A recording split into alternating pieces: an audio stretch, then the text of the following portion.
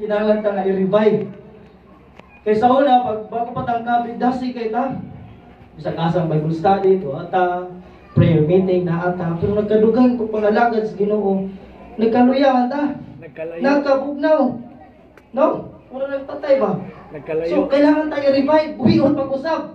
Buto sa buhi ka, pero kailangan pa buhion pag-usap. Buto na ako, i-revive ta sa Ginoo, no?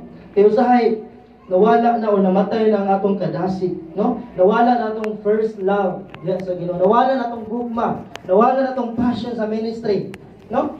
Atong simbahan. Atong tagsimbahan na. Sige. Mura gahimon na lang ang routine. No? Wala tayong tawag ka ng positive expectation ng mga ato simbahan. Mga ato ko simbahan ron, kaya magdahay ko sa Ginoo, maminaw ko sa mga pulong. Kung saan na pong pasulti sa Ginoo ron. Amen? Amen. So, nawala, especially ako, kasulay ko nagsuon as a pastor, nawala ang akong fire, nawala akong gugma sa ministry. Siguro ako lang nagwala, no? At hinala ko kay tao mo, pero igsuon, salamat na ko sa Ginoo. Gibalik ko sa Ginoo, no? And tulungan ta mo ron, sa ako magpabilin ang kadasig na asulod ninyo, kanang kalayo na asulod ninyo. Primera na, no? Usay, nawala ang mga commitment, especially sa mga young people, sa simbahan. Sa una, yunanin ni ang mga young people sa una. No?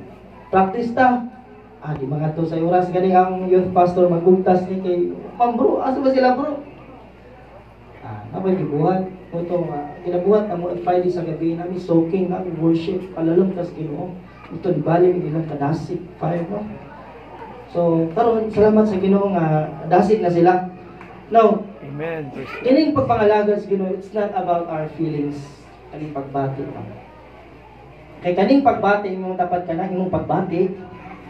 Imong tapat ka na, imong pagbati. Mausap na. Mausap-usapon ning pagbati. Bisan kining kadasig, usay. Ako na ibanan sa una for how many years, so sigong kapil og revival, no?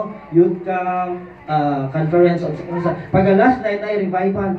So ilakila ka diya, ligid-ligid ka diha, no, na-revive, no, feelings ra. Pero after puskad daw dasig, no, pag abot sunod adlaw, nawala ng kadasig, no, grabe ilak-ilak gito, pero di tayo masugo sa balay, no, mahugason, dili mahugas, kasi di ko, dili malinig, no, Ginoo. Mistiso. Amen? So it's not about our feelings. Hindi mawala ra ning pagbati. Ang atong pagbati kay mausap-usapon. Amen ba? Amen. Kung ano yun ang word sa Ginoo nga ang mga matarong magpuyo, the righteous shall live by faith.